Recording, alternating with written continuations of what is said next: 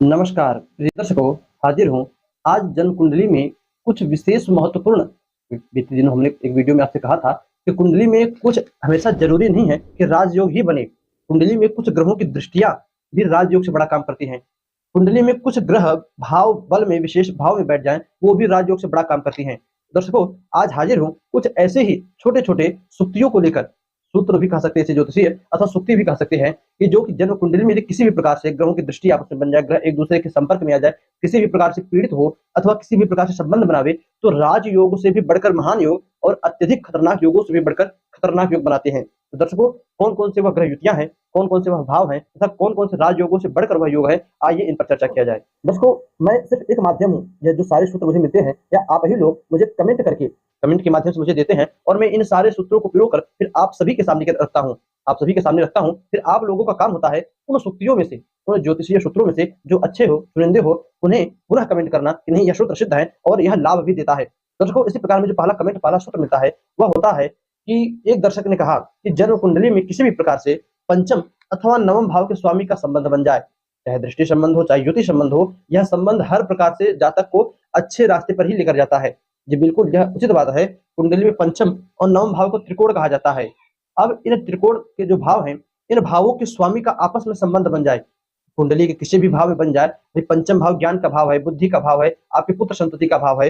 नवम भाव धर्म का भाव है, विदेश यात्रा का भाव है, पिता का भाव है। पंचम नवम का संबंध हो जाए, ऐसा जातक अपने ज्ञान से, बुद्धि से देश विदेश तक की यात्राएं करता है। ऐसा जातक अपने ज्ञान से, बुद्धि से अपने धर्म की ध्वजा को लहराता रहता है। ऐसे जातक की पुत्र संतान भी आज्ञाकारी होती है। ऐसे जातक हमेशा अपने पिता का भी सम्मान करता है। बहुत सारे फल इस योग के होने से होता है। तो कुंडली में किसी भी प्रकार से पंचम अथवा नवम भाव का संबंध बन जाए, पहला सूत्र रहा। अब दूसरा ये अपना कमेंट करते हैं कि कुंडली में यदि कोई भी ग्रह अशुभ हो, तो गाय माता को उस अशुभ ग्रह से संबंध चीजें खिलाने से वह ग्रह शुभ परिणाम देते हैं। जी बिल्कुल, इसे उदाहरण देखा जाए तो गाय के अंदर, जिसे इंग्लिश में काऊ कहते हैं, गाय के अंदर हर प्रकार के ग्रहों का कुछ ना कुछ अंश अवश्य होता है। हम ग्रह क्यों माने, सभी प्रकार के देवी देवता, चाहे वो देवी हो चाहे देवता हो, सनातन धर्म में जितने भी देवता हैं सभी गाय में वास करते हैं, गाय में निवास करते हैं, गाय में उनका स्थान बना हुआ है। दर्शकों, इसी प्रकार जैसे भगवान विष्णु के शरीर में सभी देवताओं का वास है। भाई भगवान विष्णु से ही राम जी बने, कृष्ण जी बने, बुद्ध बने, कल्कि बने, मत्स्य अवतार हुआ, बारह अवतार हुआ, नृसिंह अवतार हुआ। उसी प्रकार गाय माता के शरीर में हर देवताओं का वास होता है, हर ग्रहों का वास होता है। इसलिए हमारे यहाँ गाय को सर्वदा पूजनीय कहा गया है। हमेशा गाय की पूजा इसलिए करनी चाहिए। फिर भी खैर, आजकल गाय की क्या दुर्दशा है, सभी लोग रोडों पर देख ही रहे हो, उस विषय में कुछ कहना नहीं। किंतु फिर भी यदि आपका कोई ग्रह अशुभ है और आपको सही परिणाम नहीं दे रहा है, तो उस अशुभ ग्रह को शुभ बनाने के लिए उस ग्रह से संबंधित चीजें, सूर्य है तो गेहूं, चंद्रमा है तो दूध चावल, बुध है तो हरा चारा, गुरु है तो पीली चीजें, शुक्र है तो चीनी दही सफेद चीजें, शनि है तो काला तिल, और गाय की सेवा कीजिए। गाय की सेवा में जैसे गाय को स्नान कराना, गाय की जो है सफाई करना। राहु केतु है तो भी गाय को जो है लाल चीजें खिलाइए, गाय की सेवा कीजिए, गोमूत्र का पान कीजिए, सभी ग्रह ठीक होते हैं। तो गाय की सेवा करने से लगभग लगभग नवों के नवों ग्रह, क्या मैं तो कहता हूँ सभी देवी देवता प्रसन्न होते हैं आपसे। दर्शकों, ये कमेंट था। अगला कमेंट एक लोगों ने किया है, अगर लग्न का शत्रु ग्रह है लेकिन कुंडली में शुभ है, तो दशा महादशा अनुसार उसका रत्न धारण कर सकते हैं। यदि लग्न का शत्रु ग्रह है, यदि कुंडली में शुभ है, क्योंकि कहने का मतलब है कोई ग्रह कुंडली में बहुत शुभ होकर बैठा हो, बहुत अच्छे रिजल्ट दे रहा हो, किंतु आपके लग्न से उसकी शत्रुता बननी हो, तब ऐसे ऐसे ग्रह की दशा अंतर दशा में उसके और शुभ परिणामों को देखते हुए तब उसका आप रत्न धारण कर सकते हो। कहने का मतलब है, वो लोग प्रश्न करते हैं, सही उन्होंने कमेंट किया है कि क्या यदि कोई ग्रह कुंडली में बहुत शुभ का बैठा है और लग्न से शत्रुता बनाकर रखा है, तो उसका रत्न हम पहन सकते हैं कि नहीं? तो बिल्कुल आप पहन सकते हो, किंतु सिर्फ ये देखना है कि वह ग्रह यदि शुभ फल दे रहा है तो किस भाव से बैठकर दे रहा है, किस भाव का स्वामी बना बैठा है। इसे देखकर तब आप रत्न धारण कीजिएगा, अथवा अपनी जन्म कुंडली किसी विशेष ज्योतिषाचार्य से, ज्योतिष के मर्म की जो हो उनसे दिखलाकर तब धारण कीजिएगा। देखिए, रत्न जो होता है हमारे शरीर में बहुत जल्दी इफेक्ट डालता है, तो रत्न बहुत सोच समझ धारण करना चाहिए। ठीक, अगला कमेंट हमें मिलता है, ये कहते हैं, अगर परिवार में कोई बीमारी है और शुक्र आपकी कुंडली में अशुभ है, तो वो बीमारी आपको भी हो सकती है, इसलिए शुक्र का उपाय अवश्य कीजिए। जी दर्शकों, शुक्र जो है मधुमेह, शुगर के कारक होते हैं, और आपने अक्सर सुना होगा या देखा भी होगा कि शुगर पीढ़ी दर पीढ़ी चला जाता है। पिता को था, पुत्र को हुआ, पोते को भी होगा, उसके पर पोते को भी होगा। तो शुगर जो है वो पीढ़ी दर पीढ़ी चला जाता है। अब इसी में मान लीजिए पिता के 3 बेटे हों, तब उसमें जो सबसे कमजोर जिसकी कुंडली में शुक्र होगा, शुक्र जिसकी कुंडली में सबसे कमजोर होगा, उसी को वह रोग पकड़ेगा। तो शुक्र का उपाय अवश्य करना चाहिए इस रोग से बचने के लिए, शुगर के रोग से, मधुमेह के रोग से बचने के लिए। दर्शकों, इसी प्रकार अगला जो उपाय, माफ कीजिएगा, उपाय नहीं, अगला जो कमेंट है ज्योतिषीय सूत्रों के अनुसार वह लिखते हैं, यदि चंद्रमा केतु की अशुभ युति हो गई हो, तो ऐसे जातक को गर्म वस्त्र मंदिर में दान करने चाहिए। यह एक उपाय था। इन्होंने उपाय लिखा है कि आपकी कुंडली में कहीं पर भी चंद्रमा और केतु की अशुभ युति हुई हो, जो बिल्कुल युति अशुभ है, ऐसे जातक के हमेशा मानसिक टेंशन बना रहता है। ऐसे जातक की उसकी माता का स्वास्थ्य हमेशा जो है बिगड़ा रहता है। ऐसे जातक को भी हमेशा बुखार, जुकाम या आप कह सकते हो कफ से दिक्कतें होती रहती है। ऐसे जातक का मन भी हमेशा शांत नहीं रहता, जिसकी कुंडली में चंद्रमा और केतु की युति हो गई हो। तो ऐसे जातक को हमेशा गर्म वस्त्र ठंडी में तो करे तो सबसे अच्छा भाई, क्योंकि ठंडियों में सबको जरूरत होती है, गर्मी में कोई लेगा ही नहीं। तो ठंडी में गर्म वस्त्र का दान मंदिर में जाकर करे। हम ना मंदिर में कर पावे तो कोई भी गरीब असहाय व्यक्ति मिल जाए उससे कर। देखिए, एक बात और मैं कहूंगा कि दान में सहायता में बड़ा अंतर होता है। आपने ऐसे ही किसी को कोई चीज दे दी, वो सहायता हो गई, वो मदद हो गई। तो दान जो होता है, जब आप मंदिर में किसी को दोगे, किसी ब्राह्मण को दोगे, तो वो संकल्प बोलेगा। जब तक संकल्प ना हो किसी चीज का, तो वो तब तक वो दान नहीं कहलाता। आप गए दर्शन करने विंध्याचल या काशी विश्वनाथ आ गए, अयोध्या जी चले गए, मथुरा जी चले गए, तो आपको जो है वहां बहुत सारे भिखारी बैठे रहते हैं, आप सभी को 10 रुपया, 5 रुपया, 100 रुपया, 10 रुपया, जैसा आपके ऊपर डिपेंड हो वैसा आप कर देते हो। वो दान नहीं होता, वो सहायता में चला जाता है, वो सहायता में लिखाता है। किंतु जब तक संकल्प ना हो, वहीं पर कोई पुजारी या पंडा हो, ब्राह्मण हो, संकल्प बोल दे शुद्ध उच्चारण करके जो वैदिक संकल्प होता है उसे बोलकर आपसे कोई चीज ले, वो दान हो गया।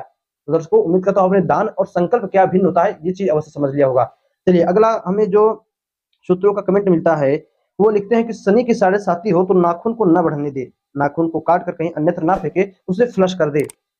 अब दर्शकों देखिए, शनि के 7.5 में जातक को बड़ी ही आप कह सकते हो नियम पूर्वक रहना पड़ता है।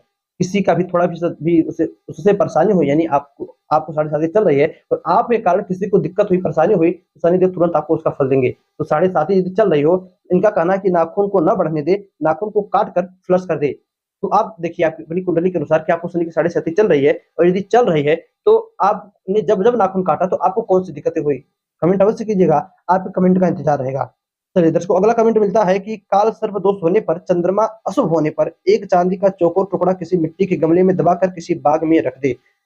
तो आगे तो उन्होंने लिखा, इन्हें सिर्फ इतना लिखा कि काल सर्प दोष यदि किसी की कुंडली में बना हो और चंद्रमा अशुभ हो पर होने पर एक चांदी का चौकोर टुकड़ा। तो काल सर्प दोष कैसे बनता है सभी लोग आप जानते होंगे, यदि नहीं जानते होंगे तो आपको बता दे। राहु और केतु के एक ओर सारे ग्रह बैठ जाए। मान लीजिए हम राहु को कुंडली के पहले भाव में बिठा दे, तो केतु 7 नंबर पे हमेशा रहते हैं, आगे 7वें भाव पे। अब चाहे कुंडली के पहले भाव से लेकर दूसरे, तीसरे, चौथे, पांचवें, छठे में सारे ग्रह बैठ जाए, अथवा कुंडली के 12वें, 11वें, 10वें, 9वें, 8वें में सारे ग्रह बैठ जाए, जब भी वो एक साइड हो, चाहे उधर पूरे ग्रह हो चाहे इधर पूरे ग्रह हो राहु केतु के, तब यह कुंडली में काल सर्प दोष बनता है। दर्शकों, इसी में से एक ग्रह भी, यदि मान लीजिए सारे ग्रह 2, 3, 4, 5, 6 में हो, सिर्फ एक ग्रह कुंडली के 10वें भाव में, 8वें भाव में, 9वें भाव में, एकादश भाव में चला जाए, तब ऐसी स्थिति में कुछ ज्योतिषाचार्यों का कहना है यह आंशिक काल सर्प दोष होता है, और इसे हम भी मानते हैं जी। बिल्कुल हर चीजों का थोड़ा सा सिस्टम, थोड़ा सा आपको प्रभाव और बहुत सारा प्रभाव देखने को मिलता है। जैसे मांगलिक, चंद्र मांगलिक, लग्न मांगलिक, दोनों हो गया पूर्ण रूप से मांगलिक, एक हुआ तो आंशिक मांगलिक कहा जाता है। इसी प्रकार हर दोषों में थोड़ा सा और बहुत सा होता है। तो किसी को यदि ऐसा हो, अपनी कुंडली देखिए काल सर्प दोष बना हो और चंद्रमा भी अशुभ हो, तो एक छोटा सा चांदी का टुकड़ा चकोर हो, चांदी का टुकड़ा आप बनवाइए, किसी सुनार से पत्तल ही हो, बनवाकर किसी बाग में गमले के नीचे लगाकर रख दीजिए। हो सकता है इससे आपको मानसिक टेंशन जो आपको मिल रही हो उससे राहत मिले, इससे जो आप डिप्रेशन की ओर जा रहे हो उससे आपको राहत मिले। दर्शकों, उपाय करके आइएगा, और उपाय करने के बाद आपको कैसा रिजल्ट मिला कमेंट करके अवश्य बताइएगा। चलिए, अगला हमें मिलता है कि कुंडली में यदि शनि और मंगल की युति हो तो महामृत्युंजय का जाप अवश्य कराना चाहिए अथवा करना चाहिए। शनि मंगल की युति, देखिए दर्शकों, शनि मंगल की युति हमारे ज्योतिष शास्त्र में बहुत सारे योगों को दर्शाता है। पहले शनि मंगल की युति कुछ लोग कहते हैं इसे प्रेत दोष कहते हैं। शनि मंगल की युति से जड़ नामक योग बनता है, बुध और शनि से भी, फिर राहु से भी जड़ योग बनता है, किंतु कुछ लोग मंगल और शनि से भी जड़ योग कहते हैं। तो ऐसे यदि युति आपकी कुंडली में हुई हो, कहीं पर भी शनि और मंगल एक साथ बैठे हों, तब आपको चाहिए कि आप हमेशा अपने नाम से महामृत्युंजय का जप किसी ब्राह्मण के द्वारा करवाइए अथवा स्वयं से करिए। महामृत्युंजय का जो मंत्र होता है, मैं यहाँ पर स्क्रीन लगा दूंगा, आप देख लीजिएगा, ये महामृत्युंजय का मंत्र है, इसका स्क्रीनशॉट ले लीजिए अथवा आप गूगल से भी डाउनलोड कर सकते हैं। इस प्रकार इस महामृत्युंजय जप मंत्र का निरंतर जप कर सकते हो। दर्शकों, इसके जप से आपको जो शनि मंगल की युति हुई है इसमें बहुत राहत मिलेगी। बड़ी ही खतरनाक ये युति हो रही है, इस पर हमने पहले भी कई बार डिस्कस कर लिया है। तो दर्शकों, यह कुछ कमेंट के माध्यम से आप लोगों के द्वारा दिए गए ज्योतिषीय सूत्र थे। उम्मीद करता हूं आपको इनमें से कई सारे सूत्र पसंद आए होंगे, और जो पसंद आए तथा जो आपको सिद्ध लगे कि नहीं ये सही है, उसको पुनः कमेंट करिएगा। दर्शकों, आपके पास भी कोई ज्योतिषीय सूत्र हो, कोई ज्योतिष से संबंधित बातें हो, तो कमेंट अवश्य करिएगा। हमेशा हमें आपके कमेंट का इंतजार रहता है। चलिए दर्शकों, बस आज के इतना ही, याद दीजिएगा, पुनः आपसे मुलाकात होगी। एक बात और, अभी कई दिनों से इधर रविवार के दिन निःशुल्क कुंडली का अध्ययन नहीं हो पा रहा है। तो कुछ व्यस्तता है, थोड़ी व्यस्तता बढ़ी है, इस कारण नहीं हो पा रहा है, किंतु उम्मीद कोशिश करूंगा कि अगली बार से आप लोगों की कुंडली का अध्ययन किया जाए। काफी सारे कमेंट भी आ चुके हैं, तो अब कुंडली का अध्ययन करना थोड़ा जरूरी है। तो दर्शकों बस आज के लिए इतना ही, इजाजत दीजिएगा, पुनः आपसे मुलाकात होगी किसी नए वीडियो में नए टॉपिक के साथ।